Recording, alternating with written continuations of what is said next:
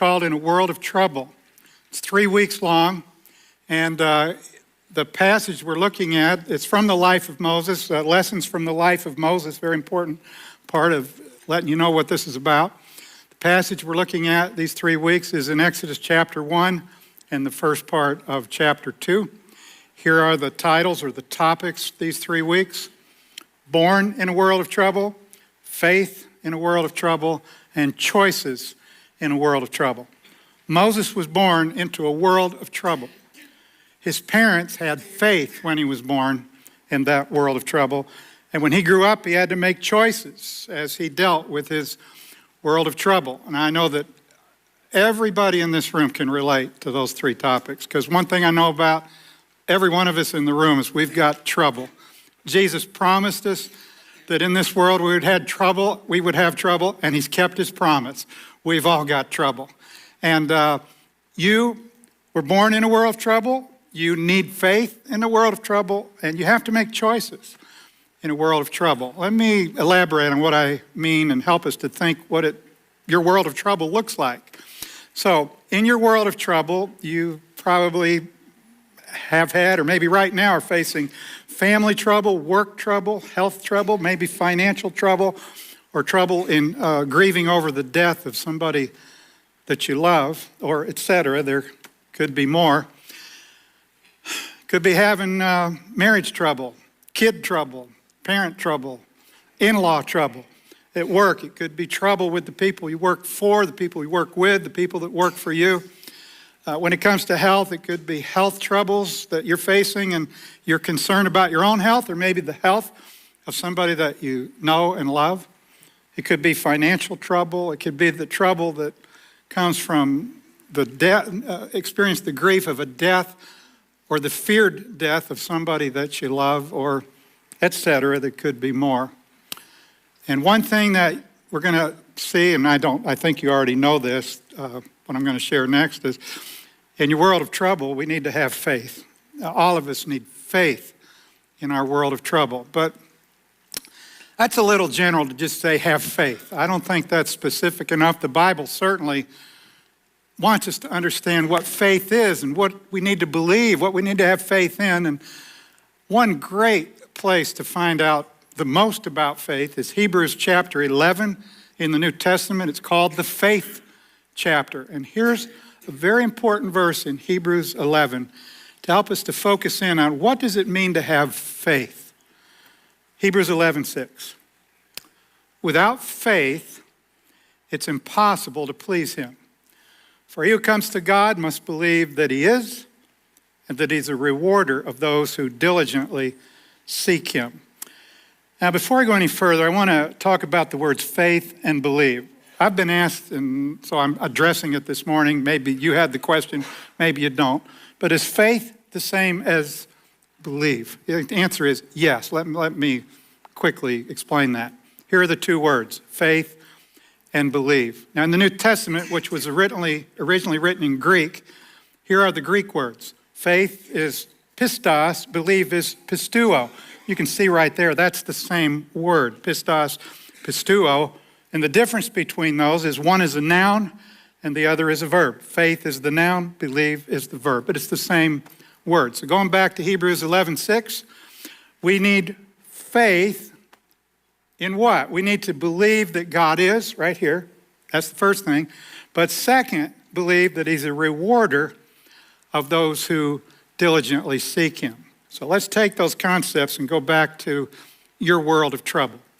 In your world of trouble, you need to have faith. But from Hebrews 11:6, I can make it more specific. What do you need to have? Or what do you need to believe? You and I need to believe that God is, 1.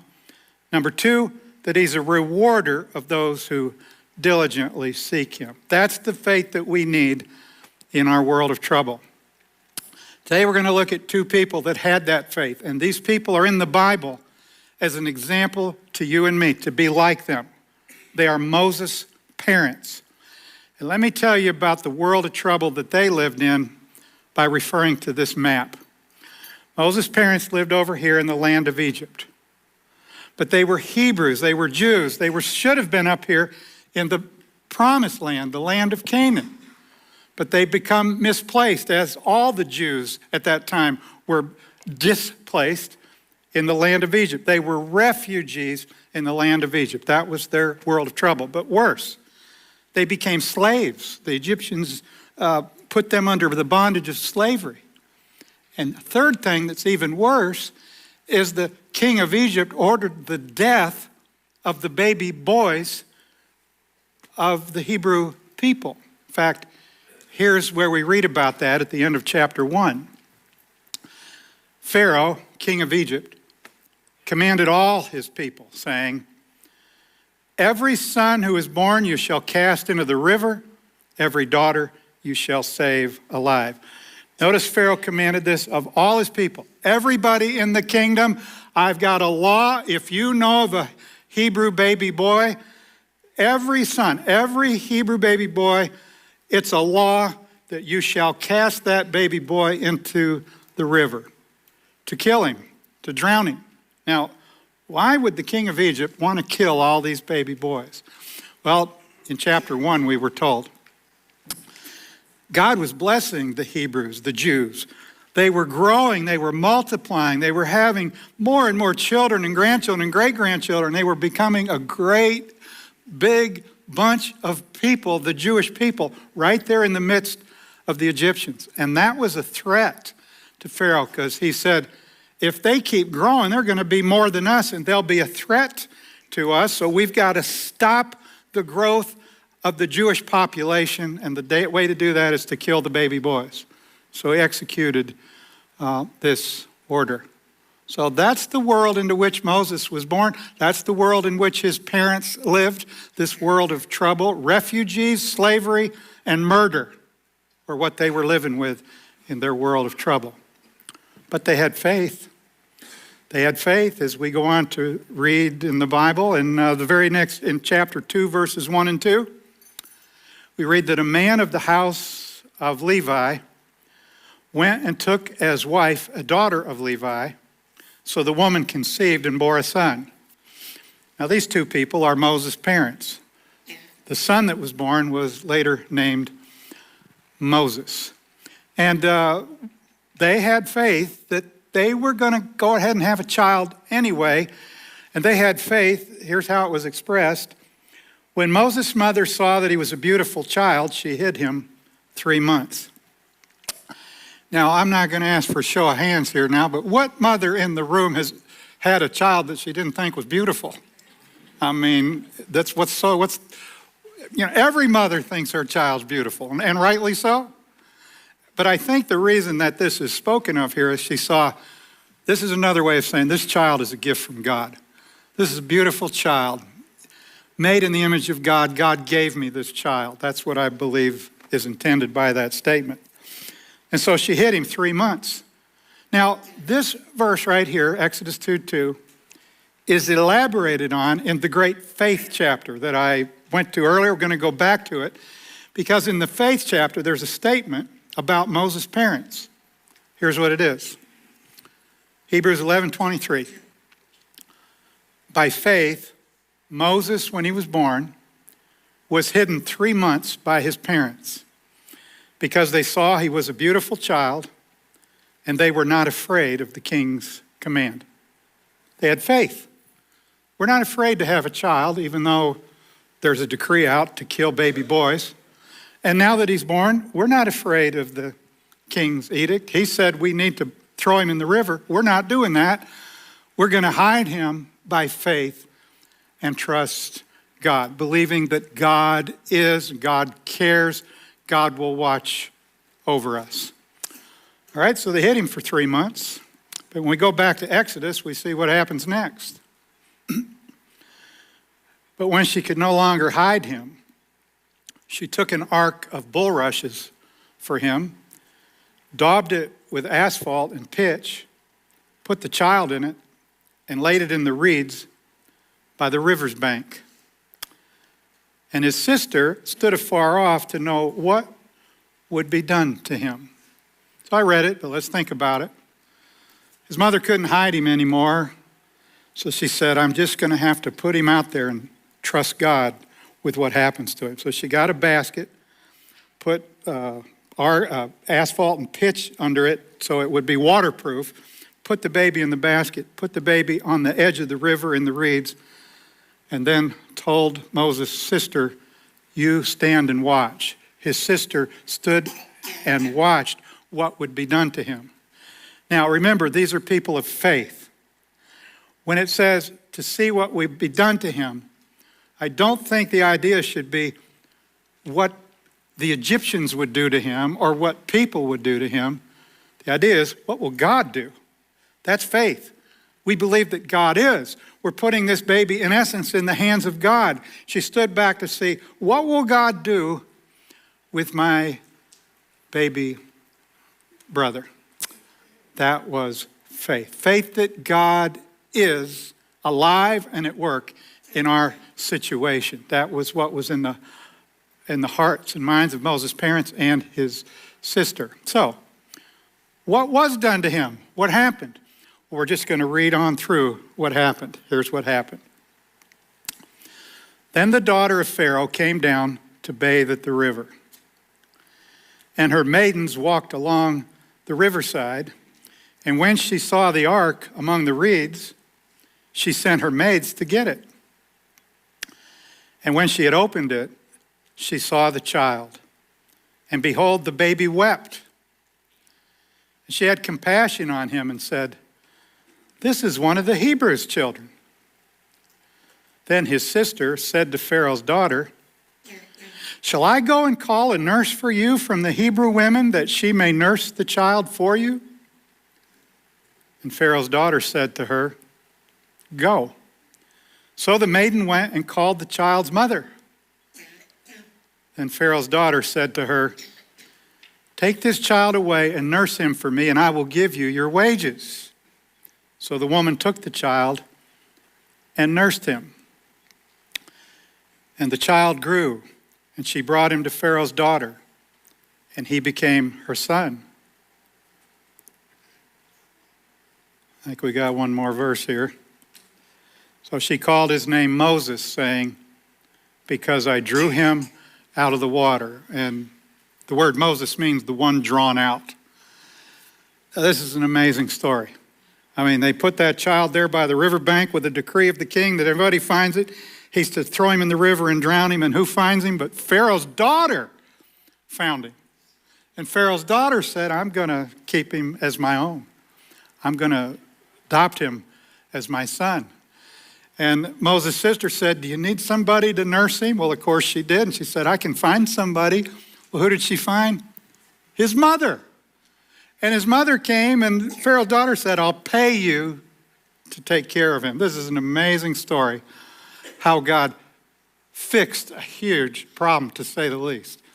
Because this baby was facing death, and God saved him. God fixed the problem.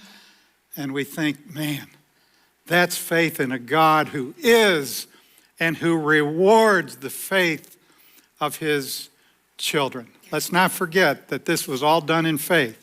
This is what we read in Hebrews 11, verse 23. It was by faith that Moses, when he was born, was hidden 3 months by his parents.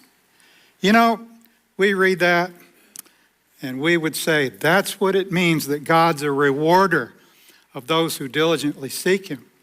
They believe that God is, and God rewarded their faith. And how did he reward them? He fixed their problem. He saved the baby from certain or apparently certain death. And that's the God that we know and love, the God who is and who rewards our faith by fixing problems. And we would come to that conclusion maybe from what we've read so far. But I want to read some more here in just a moment from Hebrews chapter 11. Now let's wait just a second. Just a second there. We see that Moses' parents had faith, but the writer of Hebrews goes on to give us a whole list of people that had faith in the midst of difficult circumstances. And as I read through this list, I want you to see how God worked in response to their faith. All right, here we go. Time would fail me to tell of Gideon and Barak and Samson and Jephthah, also of David and Samuel and the prophets, who through faith subdued kingdoms, worked righteousness, obtained promises, stopped the mouths of lions, quenched the violence of fire, escaped the edge of the sword, out of weakness were made strong, became valiant in battle, turned to flight the armies of the allies, or aliens, and women received their dead, raised to life again. Now that's a big, long statement. I want to get it down to one slide. Here's a summary, or some summary statements of what we just read. It's amazing. Who through faith, look what happened through faith. They stopped the mouths of lions, they quenched the violence of fire, they escaped the edge of the sword, turned to flight the armies of aliens, and women received their dead, raised to life, and we could add to that, and God saved baby Moses from death. Amazing. And we read that and we say, that's what it means that they believe that God is. He was there and he cared and he moved and he worked, and that he's a rewarder of those who diligently seek him. He moves to answer their prayers and fix their problems and make things right. Except we haven't finished the list, because he is going through a list of people of faith in Hebrews chapter 11. And we're down to verse 35, but we're only halfway through verse 35.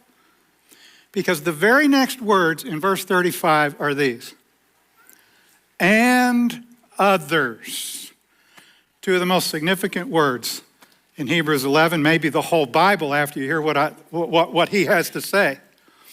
And others. And then he's going to go on to talk about more people of faith. Now, if you've been paying attention to what I've said so far, you're going to be shocked. If you haven't read this before, you're going to be shocked at what we read next. Because it's so jolting. It just shakes us to think, okay, here's what he just said about how he rewards faith. And then there are others of faith, and here's what happened to them. Well, let's read it. And others were tortured. And I'm going to go slow so that we can take this in. Not accepting deliverance that they might obtain a better resurrection. Still others had trial of mockings and scourgings, yes, and of chains and imprisonment. They were, look at this, they were stoned. They were sawn in two. They were tempted. They were slain with the sword. They wandered about in sheepskins and goatskins, being destitute, afflicted, tormented, of whom the world was not worthy. They wandered in deserts and mountains, in dens and caves of the earth.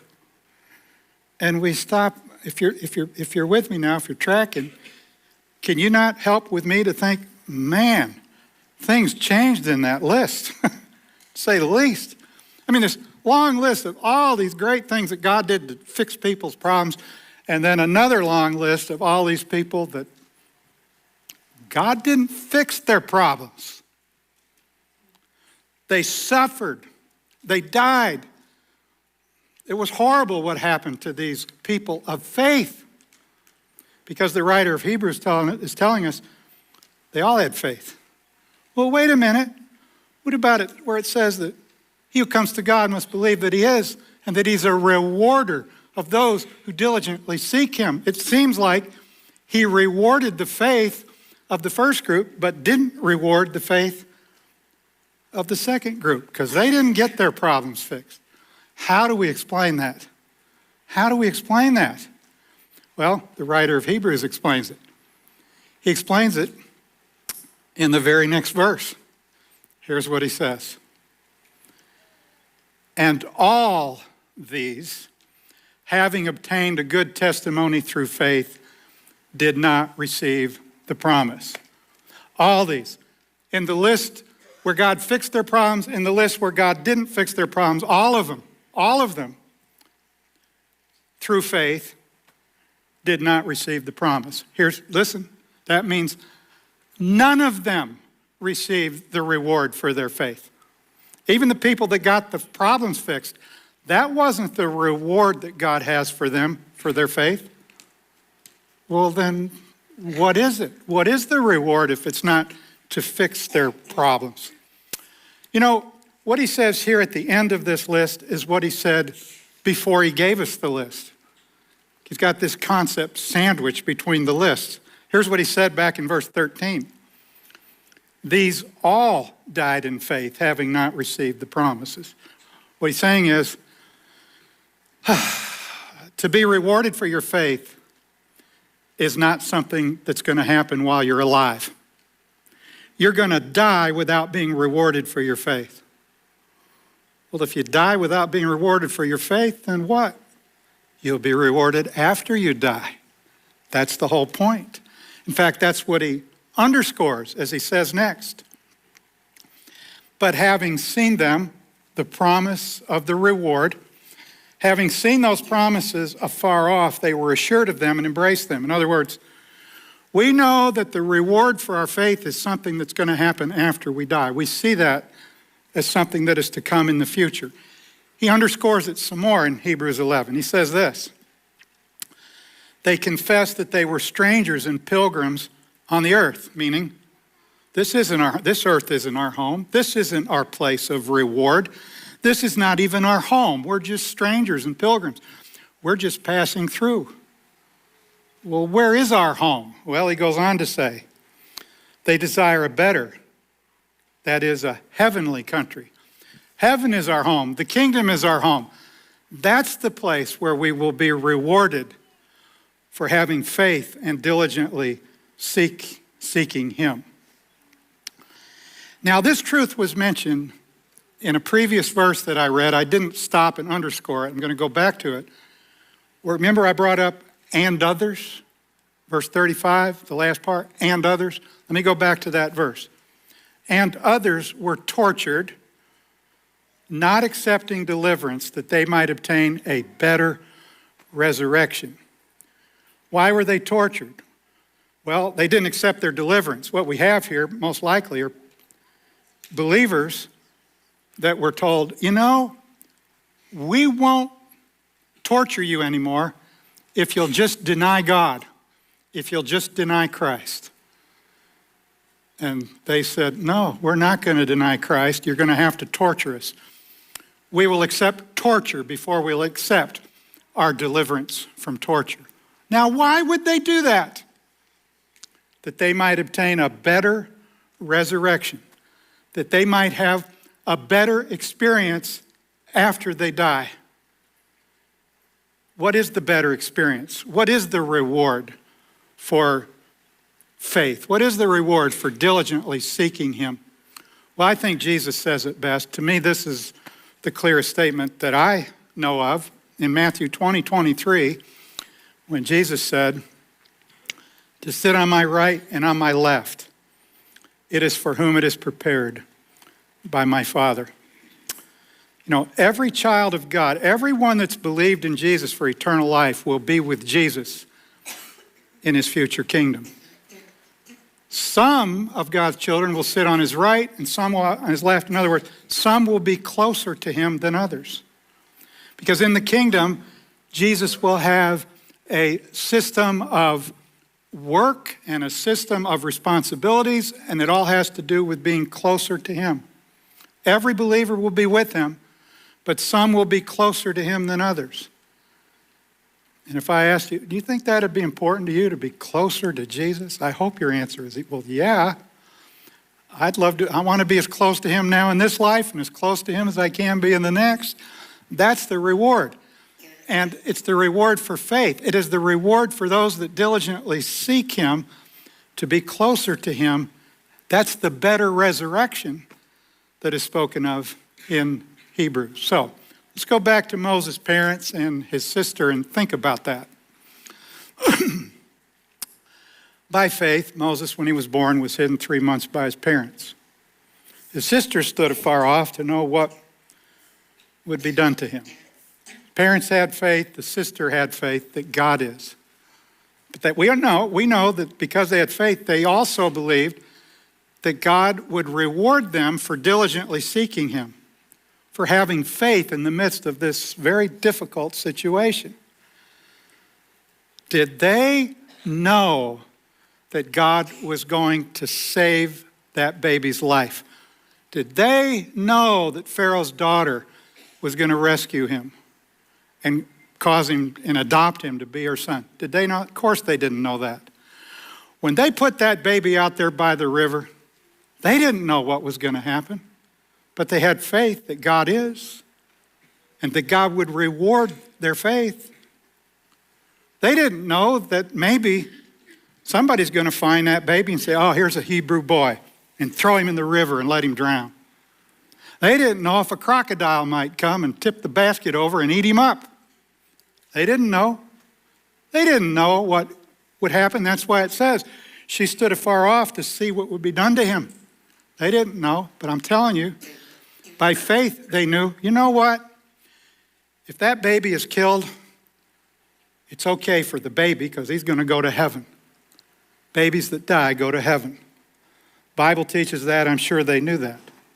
They also knew that whatever happens to the baby, God is pleased that we're trusting him and we believe that he is and that he will reward us for diligently seeking him in this circumstance.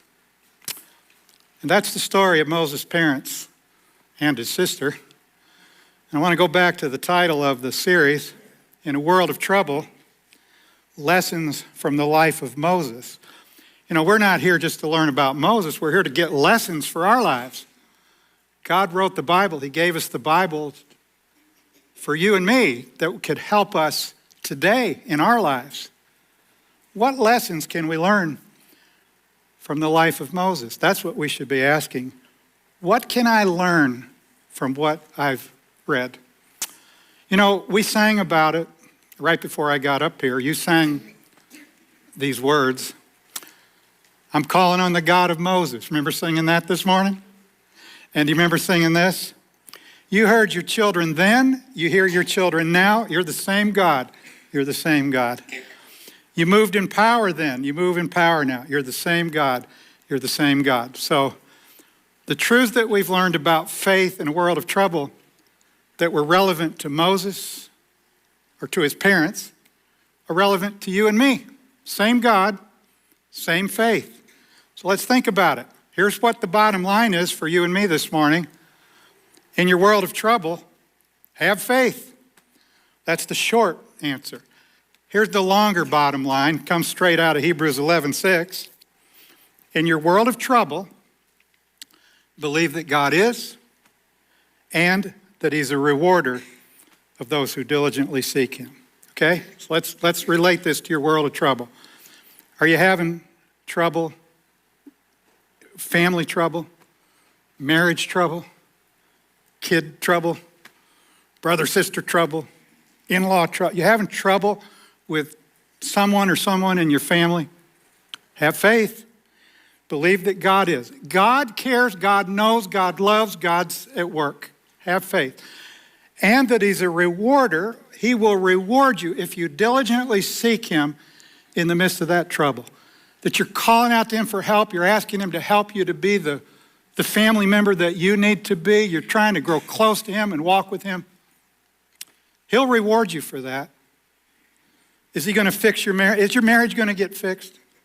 Are your kids going to get fixed? Are your in-laws going to get fixed? Maybe, but maybe not.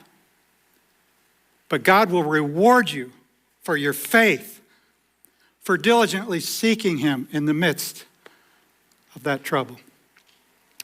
At work, believe that God is. God cares about what's happening at your work. He's involved. He's working to help you to grow. And believe that he's going to reward you if you diligently seek him. Does that mean he's going to fix those problems at work? Not necessarily. Does that mean he's going to make it all work out right? Maybe. Maybe God will work, or maybe people will respond to what God's trying to do. But you can't control that. And it could be that you're like those people on the second part of the list in Hebrews 11 that God doesn't fix. The problems don't get fixed. But God will reward your faith as you diligently seek him in the midst of that trouble. How about health? You praying for healing? You praying for healing for yourself, for the healing of somebody that you love? Good. Believe that God is and God can, and sometimes God will heal. Does that mean that God's going to heal every time? Of course not. We just read it in Hebrews 11 that sometimes God doesn't move in that way. But God will reward your faith. He is, and he will reward you for diligently seeking him, even in the midst of that health problem or financial problem or the problem of grieving over the death or fear of the death of someone that you love. So here's the bottom line. In your world of trouble, no, let's go back, please. In your world of trouble, believe that God is and that he is a rewarder of those who diligently seek him. All right, so now let's go forward and see what we got coming up. We've talked about being born in a world of trouble today, faith in a world of trouble. One more message, choices in a world of trouble. But I won't be speaking on that until August 18th. That's because the death of my nephew threw off my schedule.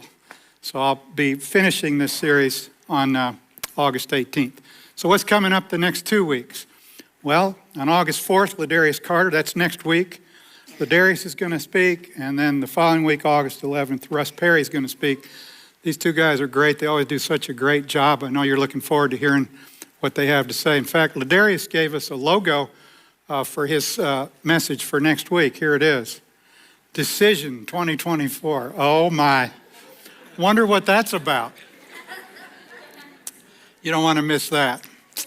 All right, and I want to one more time remind you that as we leave here today is Cypress Valley 101. I don't think I gave directions. If you want to come to Cypress Valley 101, go out in the foyer, take a right, and you go as far as you can go all the way down to the end of the Town hallway to the big room at the end of the hallway. All right, I'm going to close us in prayer. Let's pray. Father, I want to pray for everybody here in the room today. Pray for them as a group, but really I'm praying for each individual, because I know that every individual here today is going through some trouble. And it's very real, and in many cases, very hard. And thank you that you've reminded us of how important it is to have faith in you, that you are. I pray that each one would have a greater confidence that you're there, that you care, and you're involved. And that each one of us would truly believe that you will reward us for diligently seeking you in the midst of the trouble. I pray that you might fix problems.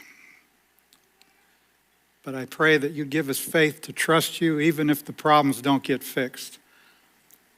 That what really matters is what counts for eternity.